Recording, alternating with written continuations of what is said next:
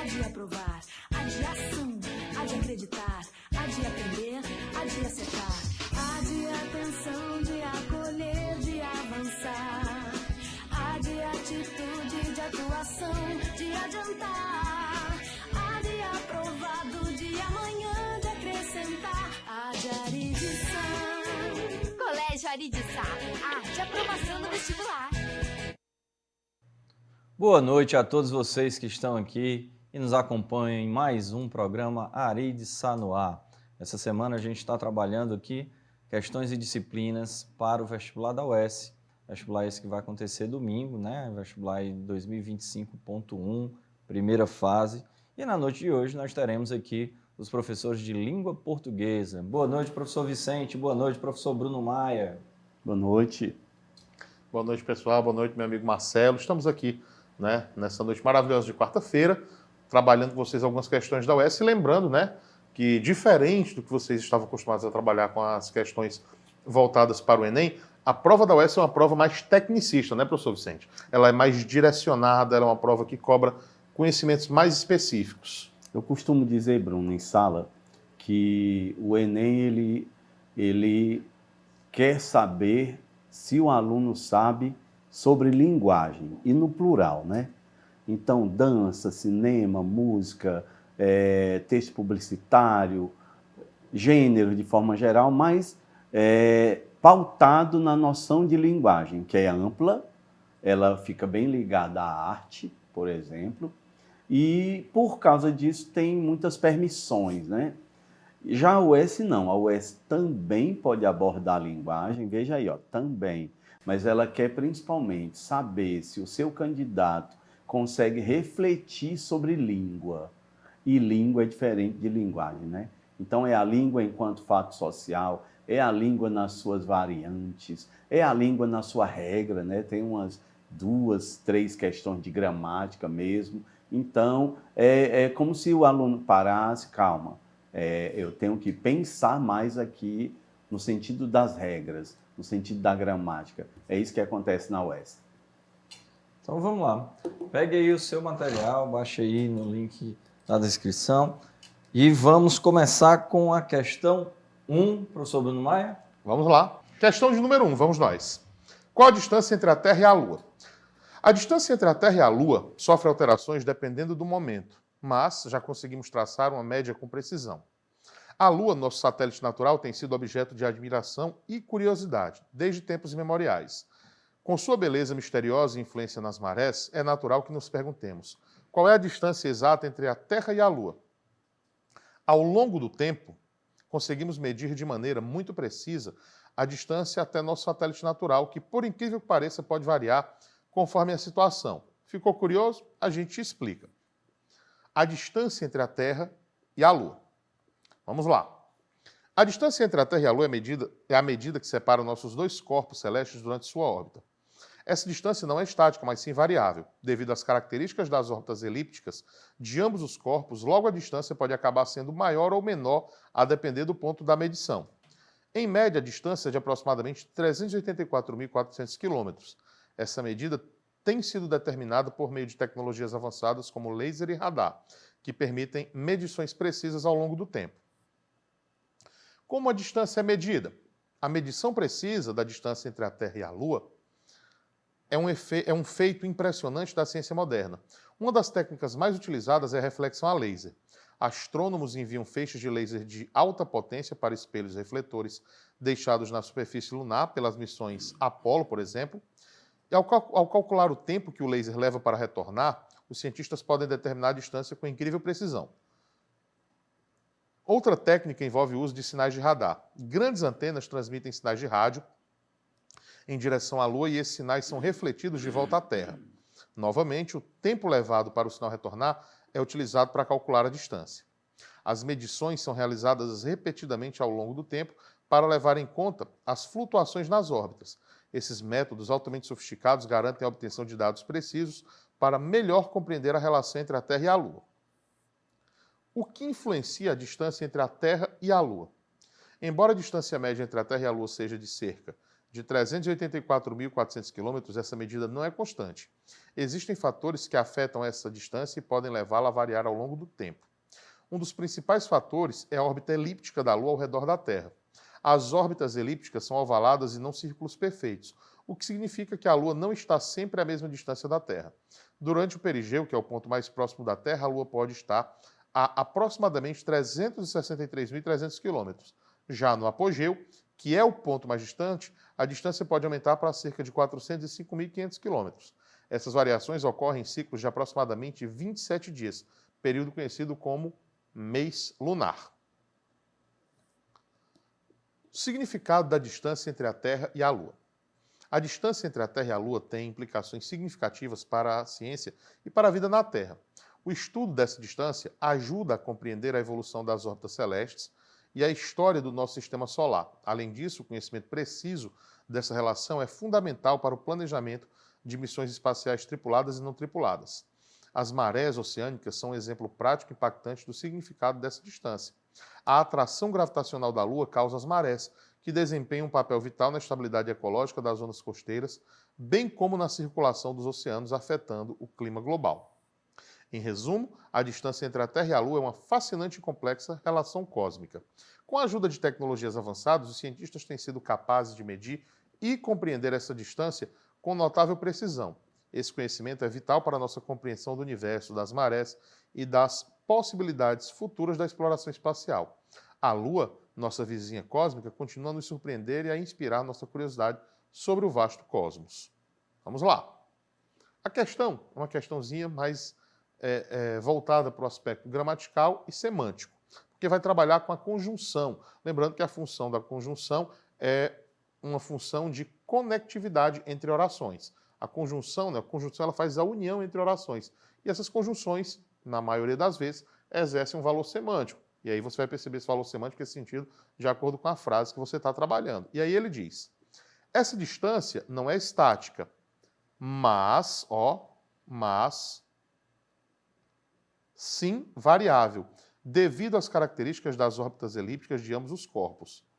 Logo, olha aí, a distância pode acabar sendo maior ou menor a depender do ponto de medição. Os termos sublinhados apresentam, respectivamente, o sentido de. Se você observar bem as duas conjunções, elas têm valores semânticos bem peculiares, certo? O mas, ele já deixa bem claro aqui uma ideia de oposição, certo? O mas, ele indica uma ideia de oposição. Aí alguém vai e me questiona. Bruno, e esse sim, mas sim? Olha, o mas ele se torna perigoso quando ele está do lado de um também. Mas também, aí eu teria uma ideia de adição. Esse sim, se você observar bem, ele funciona aqui como uma partícula expletiva, uma partícula de realce. Eu posso muito bem retirá-lo da frase, que ela continua com o mesmo sentido. Então não interfere em absolutamente nada. Então esse mas é de oposição. E oposição tem um nome específico. É uma conjunção que indica adversidade, ela é uma adversativa. Conjunção adversativa, beleza? Logo depois, nós temos aqui o logo. O logo é uma conjunção que expressa um conceito de conclusão. Ou seja, logo, então, se você observar, a ideia aqui é de conclusão. Fazendo aqui bonitinho, a questão bem de boa, bem tranquilinha, de valor semântico de conjunção que a UES adora, né? Fazendo com que a gente já se dirija para o item A, como gabarito para a questão de número 1. Beleza? Professor Vicente? E aí, Bruno, como a gente tinha conversado aqui no início, teve que refletir sobre gramática. Sim. Né? O mas, assim, tem esse sim aqui. Tem gente que não consegue ver uma partícula de realce, né? Ela está ali só enfeitando, sim. É um negócio estilístico e assim vai. Então, muita gente poderia cair na ideia de adição. E é uma marca de oralidade também, né? A questão aí do sim. É aquela história, o que também aparece muito na gramática, a gente usa muito no dia a dia. Exatamente. Rapaz, eu quase que levo uma queda. Que levo. Matemática, eu é que sei. Eu é que sei, exatamente. Entendeu? São ênfase, né? Tem um sentido essas coisas, mas não gramaticalmente, exato. Né? Então, você diz eu é que sei, é ênfase, mas o é que Tu pode tirar o quê que Não dá em nada. Não dá em nada. Beleza? Ó, só para vocês verem aí como o ritmo é outro. A pegada é outra. Você estava ali naquela coisa do Enem e tal, a pegada é outra na UES. Vamos ver outra coisa aqui que também representa outra forma de ver a UES. É uma universidade estadual, Estado do Ceará. E aí, candidato, você que quer uma vaga, né? Medicina, psicologia, direito, né, da UES e tal. Você entende um pouquinho do Ceará, no sentido da história do Ceará, da geografia do Ceará, da cultura cearense? Então, às vezes, não é sempre, porque nenhuma banca tem obrigação, mas às vezes algumas questões estão ligadas a isso. Tipo, coisas bem nossas, como a padaria espiritual, que vai ser o assunto aqui, não é? E talvez a maior agremiação literária do século XIX, 1892. Ela foi tão importante de um jeito que o Machado de Assis se reuniu com o Antônio Salles, da padaria, para entender como é que funcionava. E, pode olhar, a própria Academia Brasileira de Letras ainda iria ser criada. Ou seja, a padaria é realmente significativa. Mas vamos aqui para esse texto do Ednardo, que se chama Artigo 26. Ora, o que é o artigo 26? O artigo 26 da padaria espiritual, ainda mais que ele começa, olha o padeiro entregando o pão. Podia não ser nada, né? Podia ser uma música qualquer, mas lá no artigo 26, na verdade, nós temos o Estatuto da Padaria, o professor Batista de Lima, da UES, chama de manifesto, o manifesto dos padeiros e tal. O artigo 26 diz o seguinte, são inimigos dos padeiros o clero e os alfaiates. Por que eles têm? E a polícia, o clero, os alfaiates e a polícia. Por que eles dizem que são inimigos dos padeiros? Ora, em primeiro lugar, é uma agremiação de essência realista. Ela vai ter muita coisa ligada ao parnasianismo, até simbolistas, mas a essência dela é realista, né? Crítica, irônica. E o realismo é anticlerical. Então, já está explicado aí, né? Critica a igreja. Por que vai ter como inimiga a polícia? Porque a arte sempre teve essa luta, né, com o Estado, com a lei. Então, também está explicado. Agora, os alfaiates é que é meio complicado. Mas tudo indica, né, segundo leituras e tal, que um paletó era caríssimo. Era caríssimo. E estar bem vestido naquela época era estar de paletó. Tudo era de paletó. A minha mãe diz que na primeira sessão de cinema do Cine São Luís, se não tivesse de paletó, não entrava. Tinha que ser de paletó. Se você pegar fotos do século XIX, apesar delas estarem em preto e branco, você vai ver que a maioria das pessoas elas estão de paletó branco. Era o mais barato. Os outros, riscado, de linho e tudo mais, o preço era lá em cima. E os padeiros, eles sempre estavam bem vestidos, sempre em determinadas ocasiões. Então, eles estão aí criticando, né, a exploração dos alfaiates sobre as pessoas da época, principalmente os homens que se vestiam com esses paletós. Eis o artigo 26, tá bom? E vamos para o texto. Olha o padeiro entregando o pão, de casa em casa entregando o pão. Menos naquela, aquela não, pois quem se arrisca a cair no alçapão?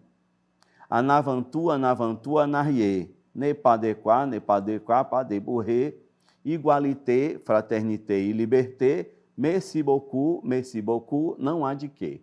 A gente percebe no texto, claro, dentro de uma perspectiva cotidiana, isso é a base realista, né? o presente, o cotidiano, o padeiro entregando o seu pão.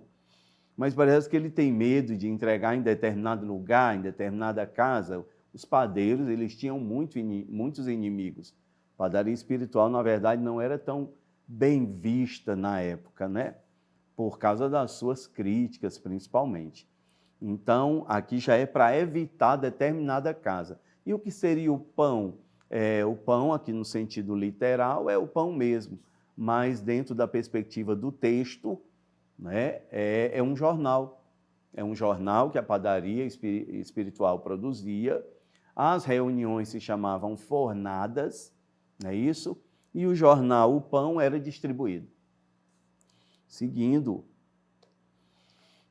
Rua Formosa, moça bela a passear, palmeira verde, uma lua a pratear, um olho vivo, vivo a procurar, mais uma ideia para o padeiro amassar. Aqui fica nítida a relação, né, de que o pão não é o pão mesmo, na verdade, se você está amassando ideias e não amassa mesmo, então é o jornal dos padeiros. Você já leu o artigo 26? Ou sabe a história da galinha pedrez e me traduz aquele roque para o português. A ignorância é indigesta para o freguês, que a ignorância é indigesta para o freguês. Aqui a gente tem essa coisa do abstrato, das ideias, ok? A Rua Formosa nos evoca o próprio centro de Fortaleza, é o nome antigo, né, da Barão do Rio Branco. Se eu não me engano, ela começa ali no 23 BC, na 13 de maio, e atravessa toda a cidade indo até a praia. E é claro, com o traçado antigo da cidade, ela passava ao lado da Praça do Ferreira. Então, é a rua que onde durante muito tempo era uma referência cultural, histórica, por causa da própria Praça do Ferreira, né? Aí aqui cita o artigo e, é claro, combate a questão da ignorância, já que é um movimento da padaria, um movimento cultural. Você queria mesmo ser um sanhaçu, aí lá vem, né, aquela coisa do regionalismo, fazendo fio e voando pelo azul. Mas nesse jogo lhe encaixaram e é uma loucura. Lá vem o padeiro, pão na boca é que te cura. Lá vem o padeiro, pão na boca é que te cura. Aqui tem um dialogismo eulírico, está se referindo ao leitor e, de alguma maneira, provocando o leitor para que receba o pão, que seria o jornal da padaria espiritual. E esse pão acabaria com a ignorância, por isso que está dizendo, o pão na boca é que te cura. Então, incentiva a leitura, não só do jornal deles, mas de vários outros textos, que acabaria com a ignorância. Lá vem o francês de novo, en avant tout, en arrière, ou seja, para frente e para trás, é isso que quer dizer em francês, igualité, fraternité e liberté, merci beaucoup, não há de quê. Terminado o texto do cantor cearense, cantor e compositor cearense Edinardo, e aí o estudante que foca na UES mesmo, ele sabe o que ele tem que fazer, né? Ele vai ler literatura cearense, ele vai ler história do Ceará, a cultura cearense, ele vai desde essas coisas mais antigas, como a padaria espiritual, até uma coisa mais nova, como aquele dicionário de cearês. É isso, cara, focar um pouco nessa coisa ali do Ceará mesmo. Professor, serão várias questões sobre isso? Não, talvez só uma, no máximo duas. E aí que você não pode perder nenhuma delas, né? Esse é o negócio. Ok? Vamos agora. Analise as afirmativas a seguir. O texto estabelece uma relação intertextual com a padaria espiritual. Cara, isso aqui é uma pegadinha. Por quê, né? Porque padaria espiritual não é literatura. Padaria espiritual não é um livro. Foi um movimento cultural que aconteceu. Então, a gente não chama de relação intertextual. O nome já diz. Relação intertextual é entre um texto e outro. É quando você está lendo O Pequeno Príncipe e você lembra do livro O Príncipe, do Maquiavel. É quando você está lendo Memórias Sentimentais de João Miramar e você lembra de Memórias Póstumas de Brás Cubas. É isso uma relação intertextual. Então, a primeira é falsa e é uma pegadinha. O autor do texto pertencia a um movimento cultural e musical ocorrido no século XX, denominado Pessoal do Ceará. E aí? Correto, verdadeiro. O Ednardo, Belchior, Amelinha, esse é o pessoal que está naquele momento. Havia vários grupos no Brasil e eles tinham nome. O mais famoso é o do tropicalismo, por isso que fala ali para traduzir o rock para o português. Estava rolando o tropicalismo. Sim, aquele pessoal do Ceará, como é o nome? Aí vinha o humor cearense, né? Aquele pessoal do Ceará, o nome é esse mesmo, pessoal do Ceará. Extremamente criativo e ficaram famosos, né? Então, tá aí. Então, correto. As expressões em francês no texto evocam a presença da cultura europeia no Ceará daquele período, mais propriamente em Fortaleza. Certíssimo. A presença da Europa numa cidade, ela se dá de várias formas, tá bom? Em Fortaleza é muito comum você encontrar expressões em francês no centro de Fortaleza, lojas, tá bom? A escrita de determinadas palavras. Ainda existem pessoas que no lugar de praça dizem boulevard. Então, tem toda uma coisa de costumes. E tem muito mais. A palavra gigolé já caiu no Enem, para você ter uma ideia, umas perguntas sobre a palavra gigolé, né, que as meninas usam principalmente em Fortaleza, Ceará. Então, é verdadeira a expressão, as expressões em francês, e isso nos leva, então, para uma resposta que diz, em D de dado, que 2 e 3 são corretas. Vai, Bruno. Vamos nós. Questão 2, então. Vamos nós. Questão 2 diz o seguinte, questãozinha aí sobre progressão temática, sobre coesão e coerência, né? Para quem pensa que progressão só cai no Enem, a UES também cobra, viu? Olha aí. A famosa progressão textual, a conectividade. Ele diz o seguinte, ó.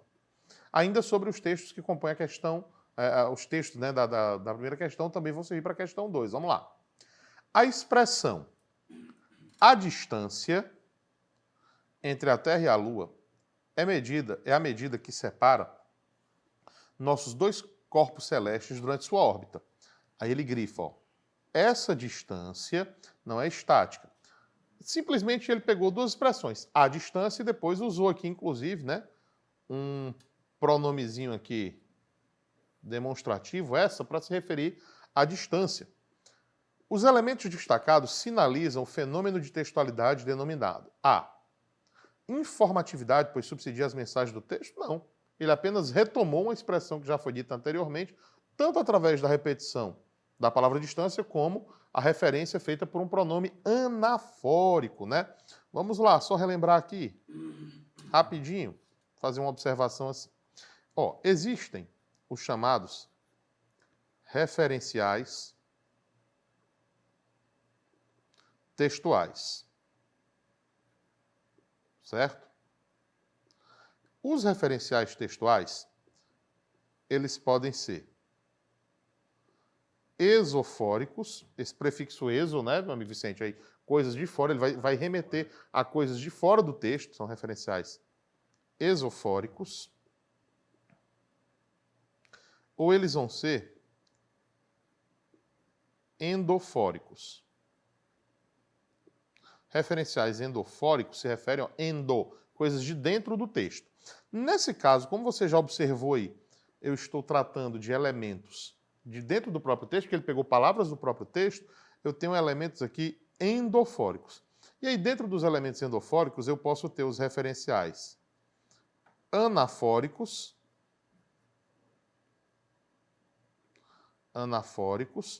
e catafóricos. O referencial anafórico, é só lembrar, ó, an é de antes. Esse anafórico, ele retoma uma expressão que já foi dita anteriormente. Ó, isso aqui tem o nome de referenciais, porque isso aqui é a chamada coesão referencial, tá? Coesão referencial. E os referenciais catafóricos são termos de dentro do texto que antecipam algo que ainda vai ser dito, né, lá no próprio texto. Aí eu volto para lá. Se você observar na questão, eu retomei o que já havia sido dito anteriormente. Então, isso aqui é uma coesão referencial feita através de um referencial anafórico, ou seja, algo que retoma o que já foi dito. De cara aqui, se você, pelas informações que a gente já citou, o aluno já vai correr bonitinho aqui para o entender, ó.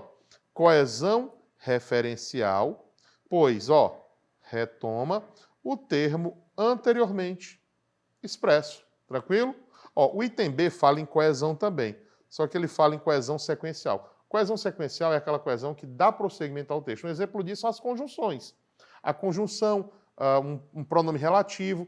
O pronome relativo ele não é só sequencial, ele também é anafórico. Mas eu tenho as conjunções integrantes, eu tenho as conjunções subordinativas adverbiais, enfim. Eles dão prosseguimento, não é coesão puramente referencial. Sequencial ele dá continuidade ao texto, beleza? Então aqui realmente é o item D. E intertextualidade, passou foi longe, que intertextualidade é quando eu tenho referências diretas ou indiretas de um texto a outro ou a outros textos. Tranquilo? Então, realmente, item D de dado. Nossa resposta linda aí, maravilhosa aí. Manda para frente, meu amigo Vicente. Bora aí, é bem ligeirinho. De acordo com o que a gente viu no texto, havia algumas palavras em francês, palavras ou expressões em francês. En avant-tout, en arrière, ou seja, para frente, para trás. O lema da Revolução Francesa está lá todo em francês. No final tem merci beaucoup, que é obrigado. Então, a sexta questão trata disso. Ao surto de francesismo ocorrido no Ceará e em outras partes do país, denominou-se pré-modernismo. Então, vamos só pensar nisso. Final do século XIX. Há um domínio no mundo que é cultural. Tudo bem, econômico, bélico, porque sempre foi assim. Se vocês observarem historicamente, né, a história do mundo ela é pautada por uma língua que é dominante. Então, houve um tempo em que o latim dominou. Antes do latim, o grego. Antes do grego, o hebraico. E aí o latim dominou por muito, muito tempo. E quando o latim é substituído, ele é substituído pelo francês. Isso tem a ver com o quê? Com o advento da imprensa. Isso tem a ver com o domínio cultural da França. Isso também tem a ver com Napoleão Bonaparte, e assim vai. Então, é disso que a gente está falando, desse domínio.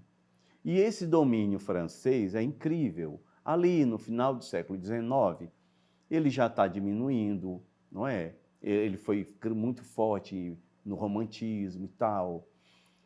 Os grandes autores referenciais para a nossa literatura eram franceses, mas quando chega o século XX, há uma perspectiva cultural muito diversificada, as vanguardas mostram isso, mas mesmo assim, a maioria das vanguardas elas são na França.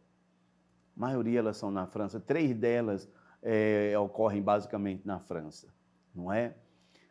Então, o francês, quando vira o século, ele já está declinando, vai ser trocado pelo inglês. Essa proposta do inglês ela só virá depois que for sacramentada a derrota dos alemães. Pode olhar que o Brasil flertou com o idioma alemão na Segunda Guerra Mundial, no Estado Novo na Segunda Guerra Mundial, e a vitória dos aliados vai testificar o inglês como língua dominante.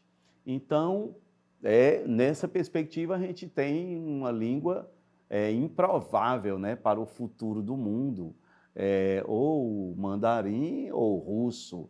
Essa escolha vai depender deles aí. Mas, voltando para cá, na virada do século XIX, ainda de maneira muito forte, né, o inglês chegando, mas ainda de maneira muito forte, o francês dominava a fala das pessoas, as escolas. Bruno, a pessoa que estudava no Liceu do Ceará, tinha aula de francês. Não só no liceu, mas no liceu, na Fênix Cacheral, no colégio militar e assim vai. Né? São escolas bem antigas aqui no Ceará. Então, a presença desse francesismo no Ceará do começo do século, não é? é de que trata, de alguma maneira, aquele momento lá da padaria. Então, pré-modernismo? Não, pré-modernismo é um período literário, não é uma escola, né? É um período, um momento ali que dura 20 anos, do lançamento do livro Os Sertões até a Semana de Arte Moderna, e não tem a ver necessariamente com falar francês. Então, não é o pré-modernismo.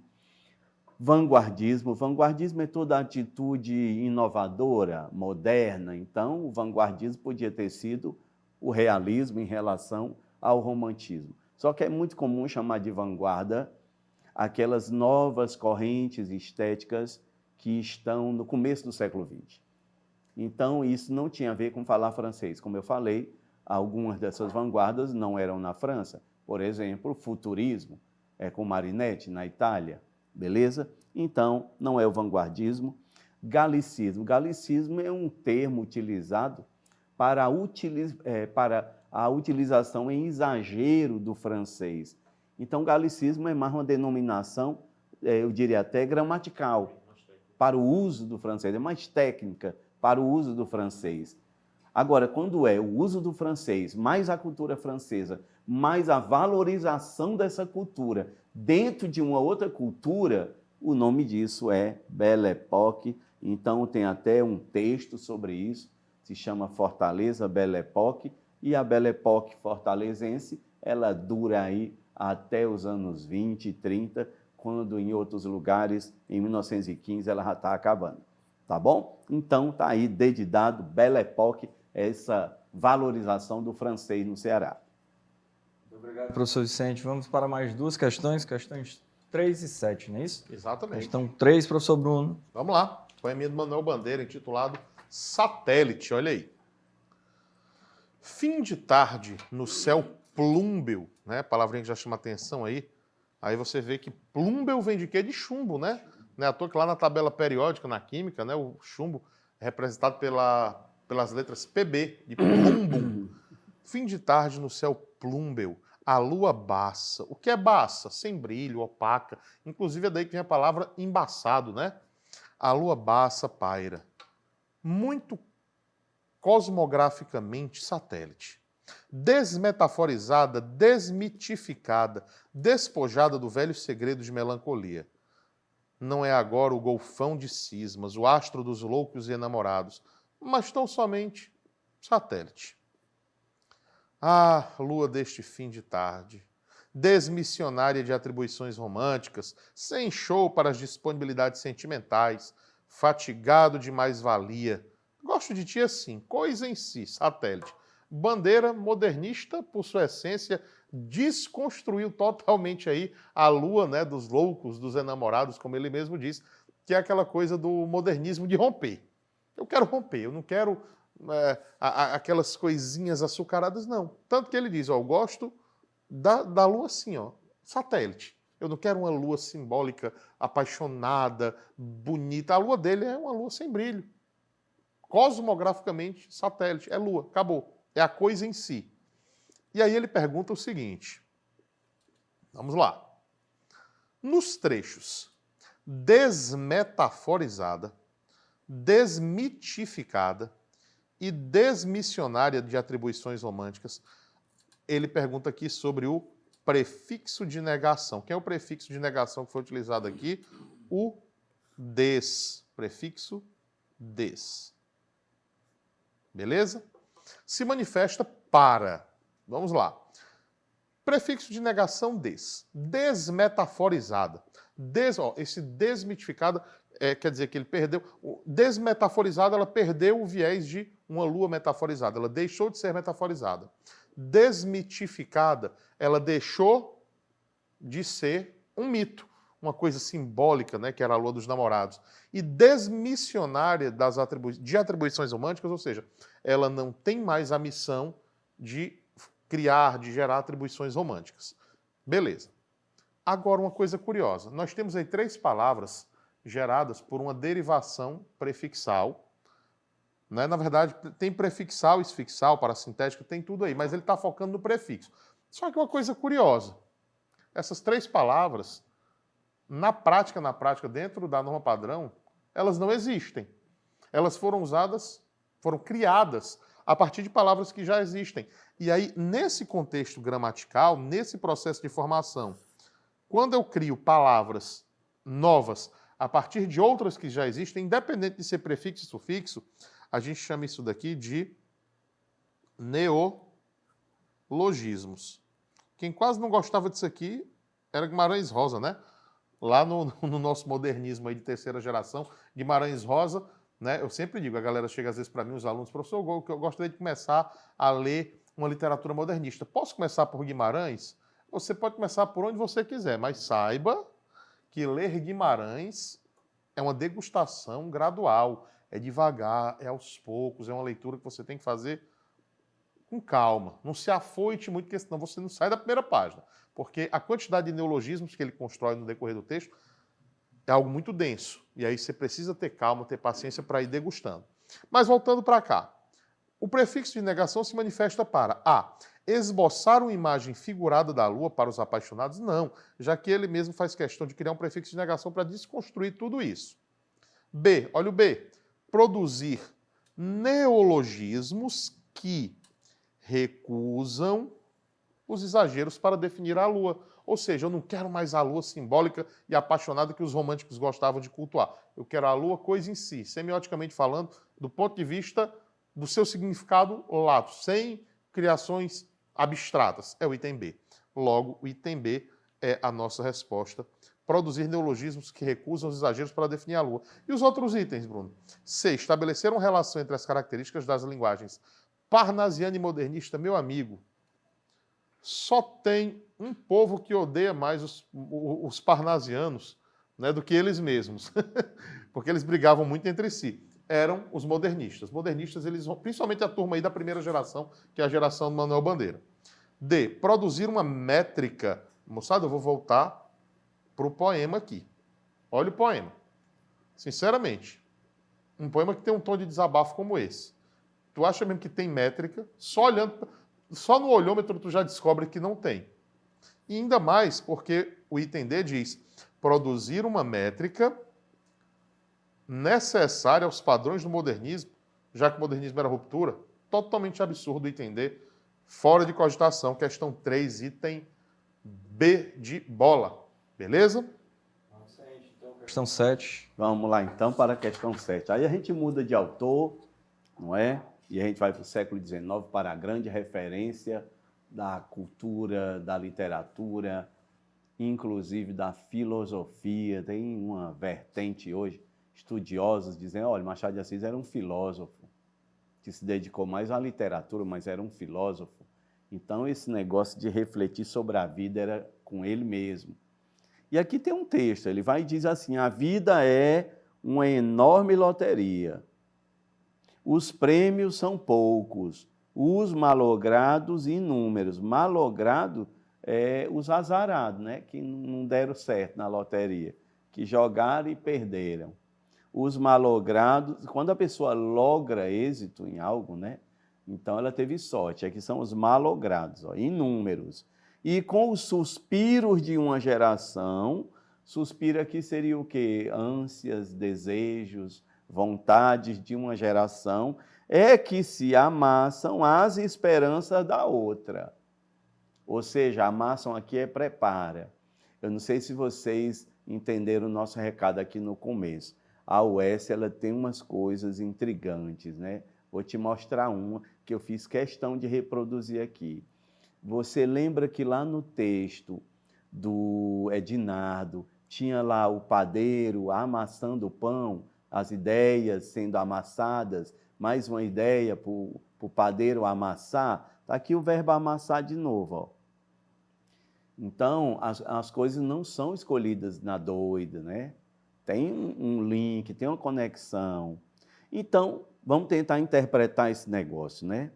A vida é uma enorme loteria, ou seja, a gente está sempre jogando, a cada momento é uma aposta que a gente faz. Será que vai dar certo? Será que não vai? A gente não sabe. É na sorte. Os prêmios são poucos, ou seja, é bem concorrido o negócio. Não tem prêmio para todo mundo. A vida não vai dar certo para todo mundo. A vida não vai ser boa para todo mundo. Para você, esse negócio é meio pessimista. Nós estamos falando de Machado de Assis, que é um pessimista famoso, né? Os malogrados inúmeros, ou seja, muita gente se dá mal, e com os suspiros de uma geração, com os desejos dessas pessoas que não deram certo, a gente prepara uma nova geração que talvez dê certo. Pronto, não sei se me fiz entender, é um pensamento um tanto pessimista sobre a vida, nem todo mundo vai conseguir o que quer, alguns ficarão frustrados, e com essa frustração, a gente prepara um mundo melhor, uma perspectiva melhor para a geração que virá. E isso era o Machado de Assis falando lá no século XIX. Se isso serve para hoje, é outro assunto. Bora lá. Considerando o trecho na sua totalidade, quer dizer, o fragmento todo, destaca-se o seguinte recurso estilístico de linguagem. Letra A. É uma metáfora? Essa primeira frase, sim, é verdadeira, é uma metáfora. Só que está escrita ali, ó, na sua totalidade. Então, você não pode ficar só com essa primeira frase. É uma ironia? Sim, o texto é irônico. O texto é irônico, como já se espera de Machado de Assis, não é? No entanto, a ironia está dividida ali aos pedaços, né, os momentos de ironia, beleza? E, claro, para ele ser irônico, ele precisava comparar o mundo a uma loteria? Não. É aí que esse item da ironia vira uma pegadinha. Quem já acha que é Machado de Assis e por causa disso já é irônico, tome cuidado. Porque na hora que ele diz os malogrados são inúmeros, quer dizer que muita gente se dá mal, ao mesmo tempo ele está dizendo que existem pessoas que se dão bem, que conseguem. Pode olhar, do mesmo jeito que ele diz que uma geração não consegue e fica suspirando, fica implícito que parte dela conseguiu. Então, ele não está sendo totalmente irônico, se a gente for olhar. Então, a metáfora é uma pegadinha, a ironia é outra pegadinha, antítese não é isso? O sentido paradoxal aqui não foi trabalhado, está fora. Então, esse texto, as duas linhas, correspondem a uma alegoria. O que é uma alegoria? É uma metáfora complexa que serve para uma representação de uma ideia, de uma realidade mais ampla. Então, a alegoria, ela, de alguma forma, ela acaba sendo maior que uma metáfora. Pode olhar, uma metáfora é uma coisa, inclusive, linguística. Linguística, é uma frase, tá ali, a vida é uma loteria. Isso é uma metáfora. Aí ele vai e explica que a gente está jogando, alguns têm sorte, outros não. Pronto, isso se chama alegoria. Então, a alegoria ela é mais ampla que a metáfora pelo seu poder de representatividade da própria vida, enquanto a metáfora pode ser só uma frase, não é? Então, só vá por esse lado. É uma alegoria porque tem uma capacidade maior de representação da realidade, enquanto que uma metáfora ela é mais simples. Beleza? Então, é alegoria, sim. Letra C, está aí a resposta. Obrigado, professor Vicente. Vamos então para as últimas duas questões do nosso material de hoje. Vamos lá. Vamos lá, professor Bruno, questão 4. Vamos nós. O texto intitulado Cartas para Minha Avó começa da seguinte forma. Querida vó Antônia, minhas lembranças de você têm gosto de manga verde e doce de abóbora.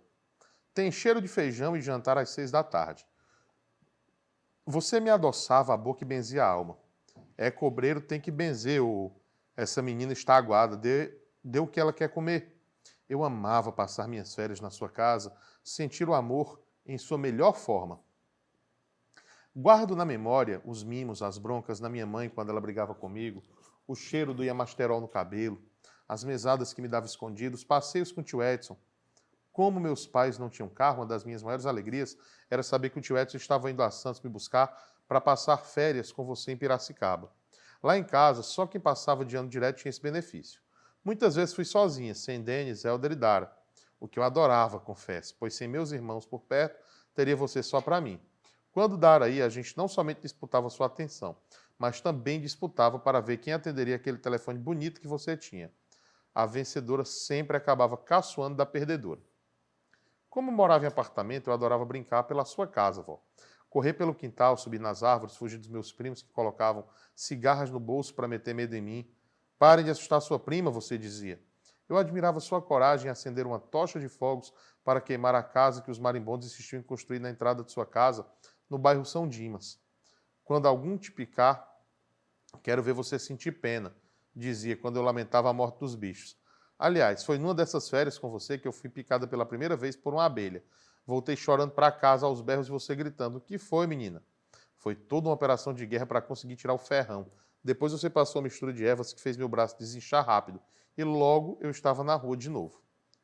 Lembro também, vó, de seu colo quente e amoroso, das suas mãos rápidas, que benziam meu corpo enquanto sussurrava rezas quase incompreensíveis. As mesmas mãos que benziam eram as que preparavam comidas fartas e apetitosas no domingo. Que saudade de suas mãos lindas, mãos com história, com calos, mas macias, ao acarinhar e trançar meus cabelos.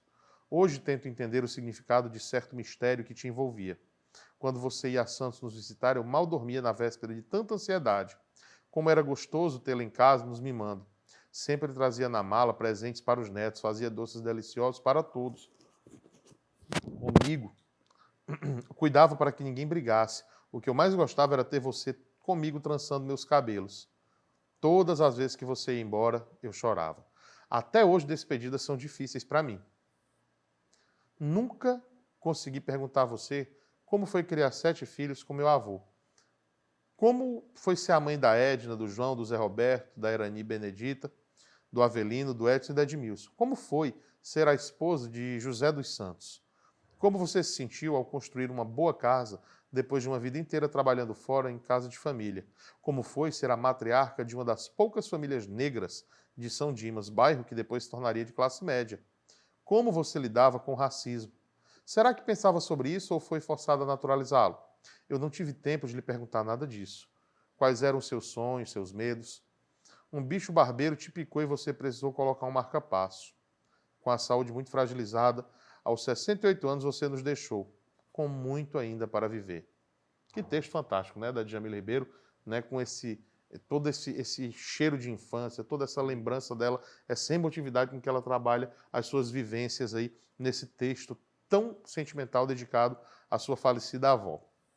E a questão também de figuras de linguagem, seguindo aí, né, pegando carona no professor Vicente Júnior, ele pergunta simplesmente o seguinte, abre aspas, minhas lembranças de você têm gosto de manga verde e doce de abóbora, tem cheiro de feijão e jantar às 6 da tarde. A figura de linguagem utilizada é, vamos lá, o fragmento nos destaca que as minhas lembranças, certo, têm gosto de manga verde e doce de abóbora, certo? As mesmas lembranças têm cheiro de feijão e jantar às 6 da tarde. Perceba que lembrança é um conceito abstrato. É uma lembrança, é um pensamento. Mas essa lembrança, ela tem cheiro, ela tem sabor. Então eu estou fazendo aí uma mistura entre sentidos e sensações.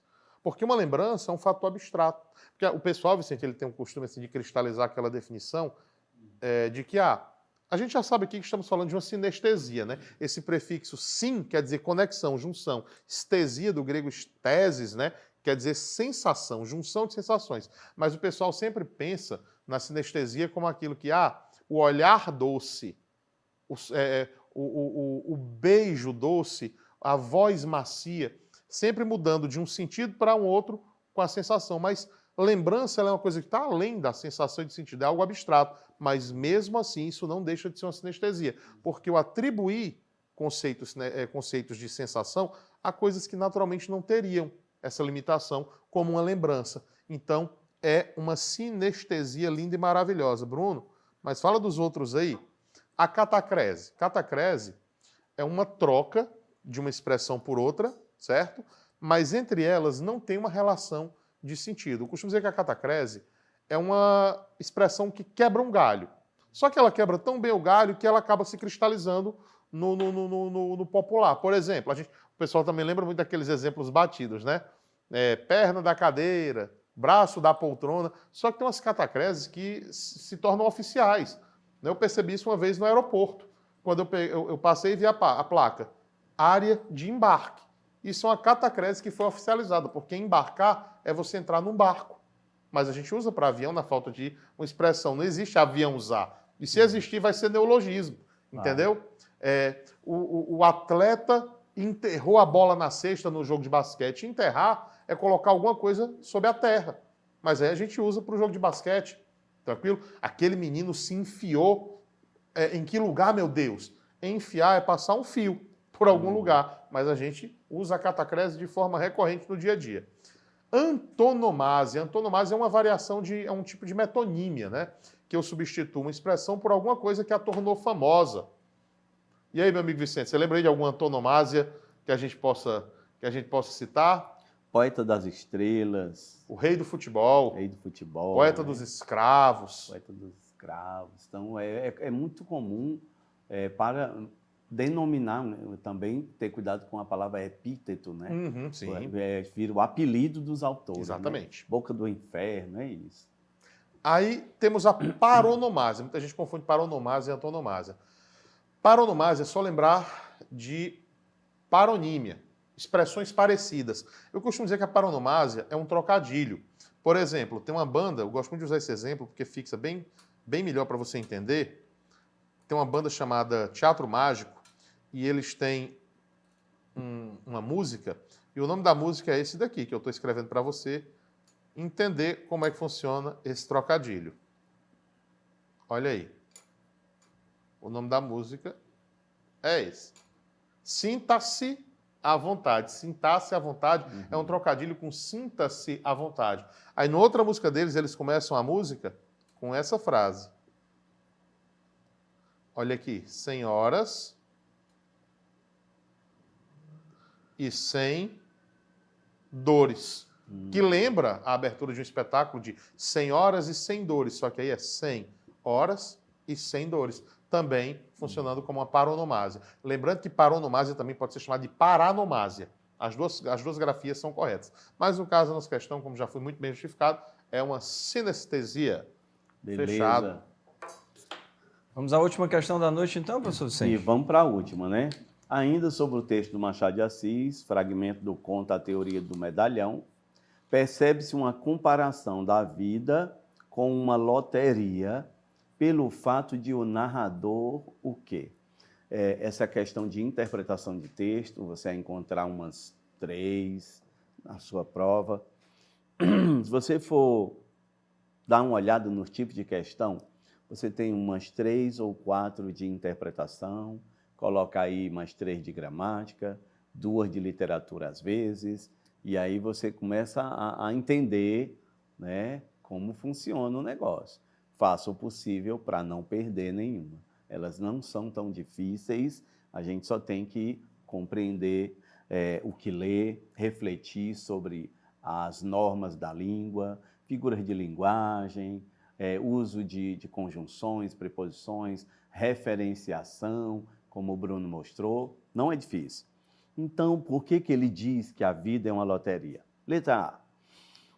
Porque ele compreende que na vida tudo é uma simples questão de sorte. A gente chama isso aqui de redução, né?